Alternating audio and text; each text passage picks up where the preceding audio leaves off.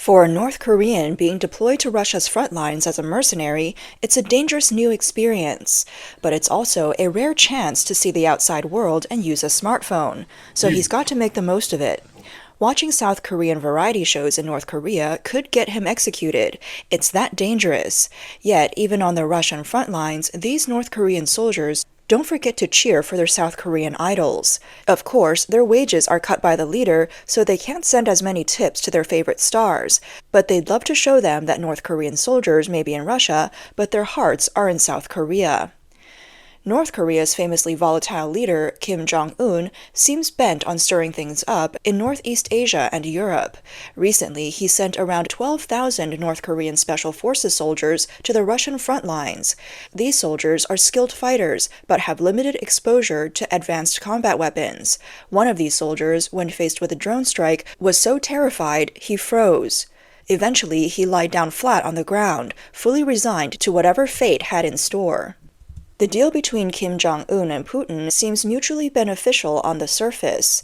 Kim is short on cash, food, and oil, while Putin, squeezed by Western sanctions, lacks weapons, soldiers, and funds, especially as the war in Ukraine drags on with no end in sight. Kim stepped in as an unexpected lifeline, offering soldiers weapons and ammunition. According to a recent report from South Korea's National Intelligence Service, Russia is expected to pay each North Korean soldier about $2,000 monthly, though this money will almost certainly go to Pyongyang rather than the soldiers themselves. With around 10,000 soldiers deployed, Pyongyang stands to gain over $200 million annually. Russia will also provide North Korea with between 600,000 and 700,000 tons of rice annually, nearly 20% of North Korea's total food production. This will help with North Korea's roughly 1 million ton food shortage each year. Kim Jong-un signed a national defense with a man who has never left Russia's power core. North Korea's official media, the Korean Central News Agency, KCNA, reported that the country has approved a milestone defense agreement with Russia, strengthening their security cooperation amidst the ongoing war in Ukraine. According to the report, the agreement has been signed into law by Kim Jong-un's decree. Earlier, Putin had officially ratified the agreement after Russia's parliament approved it unanimously last week. KCNA stated that the agreement will take effect as soon as both countries exchange ratifications. There's no denying that North Korea has become one of Russia's most vocal and crucial supporters in its full-scale assault on Ukraine.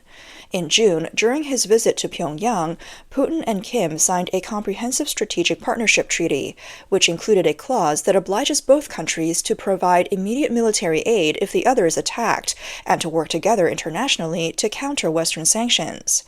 Recently, North Korean Foreign Minister Cho Sung-hui visited Moscow, where she stated that North Korea would steadfastly support our Russian comrades until the day of victory.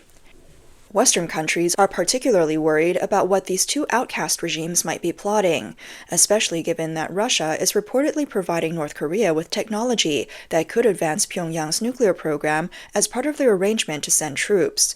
As North Korea's longtime backer, China is particularly uneasy. North Korea has long depended on Chinese support, but this alliance with Russia implies that Kim may be leaving China out in the cold. The world doesn't have many outcasts, and now North Korea seems to be moving on, leaving China wondering how to respond. The breakdown in China-North Korea relations didn't happen overnight. According to the Wall Street Journal, Kim Jong-un has made a significant shift over the past year, focusing more on Russia than on China. A database from NK-Pro, a site specializing in North Korean news, indicates that North Korea and Russia have exchanged over 40 diplomatic, economic, or military delegations with each other in 2024, more than 4 times the number of interactions between Pyongyang and Beijing. This year alone, Kim has sent Putin more than 10 letters, 3 times the number he sent to Xi Jinping. Russians can vacation in North Korea, while Chinese citizens currently cannot.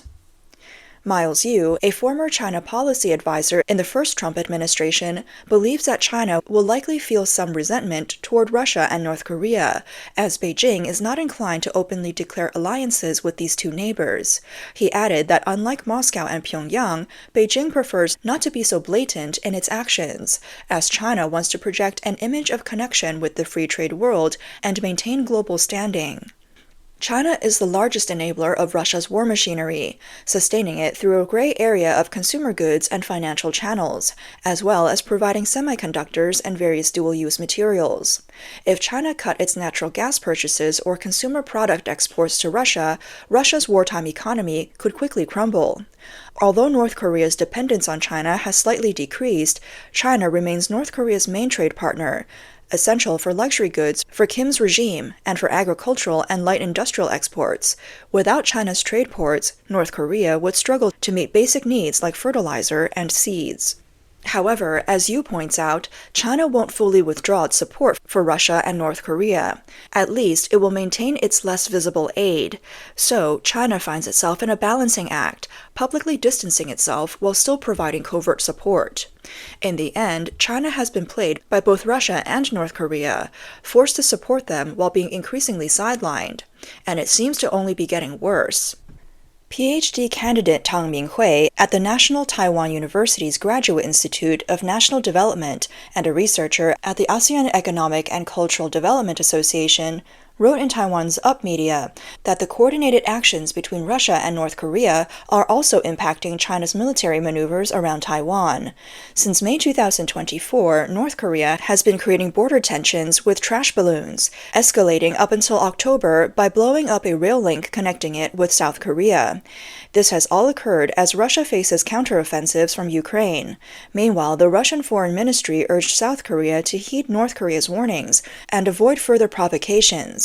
While North Korea and Russia ignite conflicts on opposite sides of Eurasia, China has noticeably reduced the scale and duration of its Joint Sword 2024B exercises.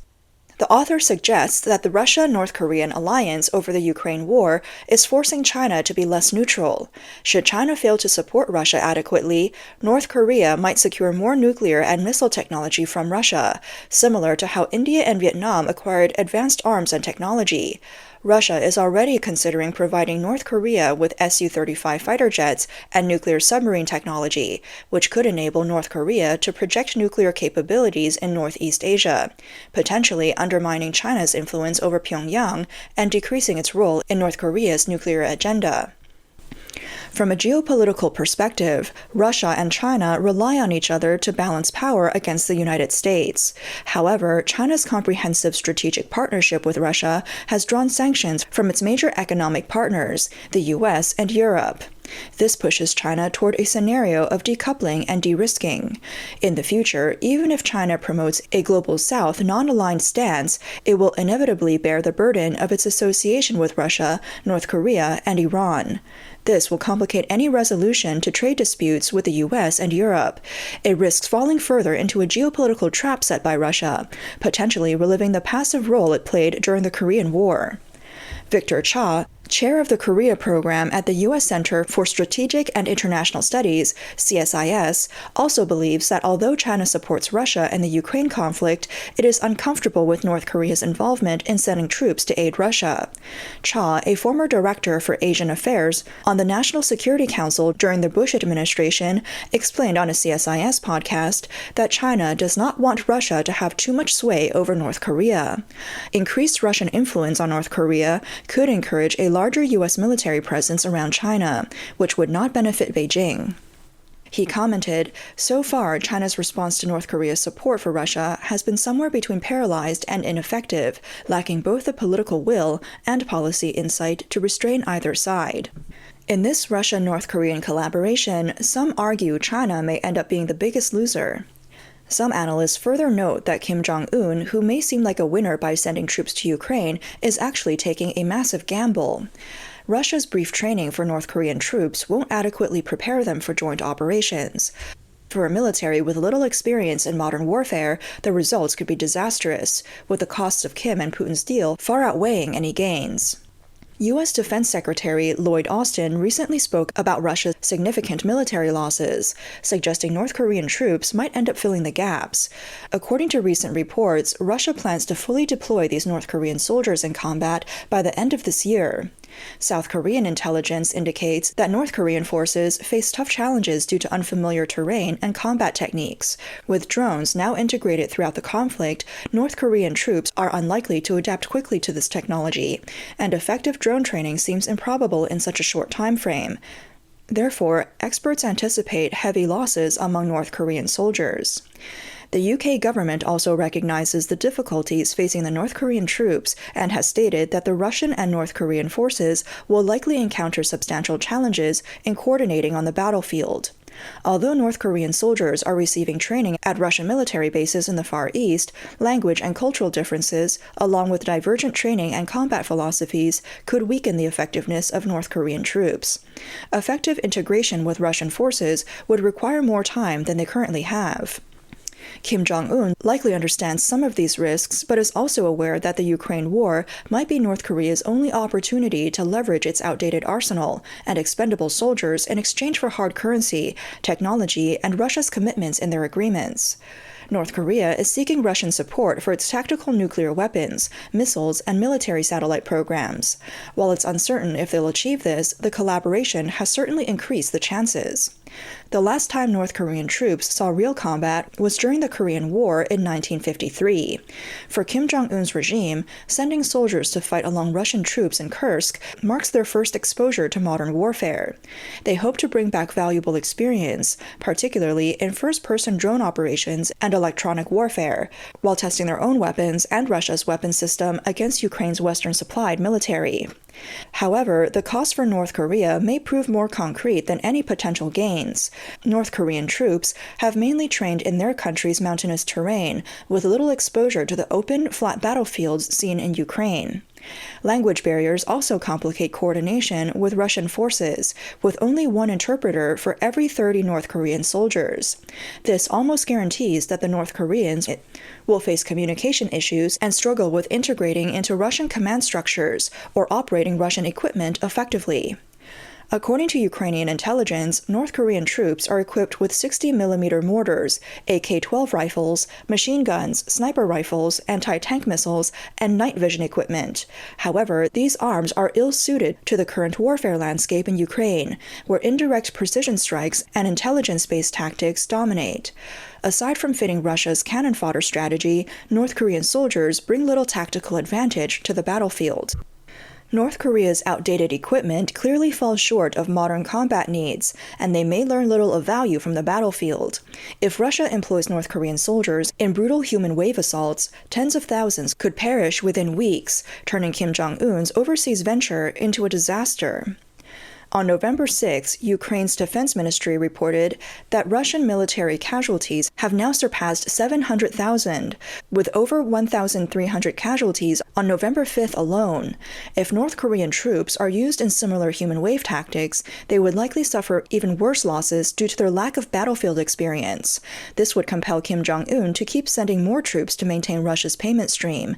Russia, however, is unlikely to compensate for North Korean casualties, which could lead to unrest among the families of fallen soldiers. Reports suggest that Kim has tried to prevent families from learning their relatives are being sent to Russia, but these efforts have been ineffective. North Korea is now attempting to isolate soldiers' families to prevent potential dissent. Battlefield pressures could further demoralize North Korean soldiers, potentially leading to desertions. Ukraine has launched a psychological campaign titled "I Want to Live." It offers food, shelter, and warmth to North Korean soldiers who surrender. South Korea is also considering sending personnel to Ukraine to observe and assist in non-combat roles, potentially supporting this campaign by helping convey messages that encourage defections. This scenario is Kim's greatest fear. Beyond losing troops, it would expose North Koreans to truths about their regime, destabilizing the foundation of his rule. Losing control over information could make Kim realize the true risk of deploying troops to Russia. The South Korean National Intelligence Service recently concluded that North Korea's involvement in the Ukraine war may cost more than any potential benefits. No matter how the war ends, North Korea is likely to lose strategic value for Russia. At that point, North Korea might find itself under sanctions, unable to rely on Russia, and strained in its relationship with China due to its alignment with Moscow. The benefits North Korea expected to gain from Russia could prove to be a futile endeavor, leaving China the ultimate loser in this geopolitical shuffle.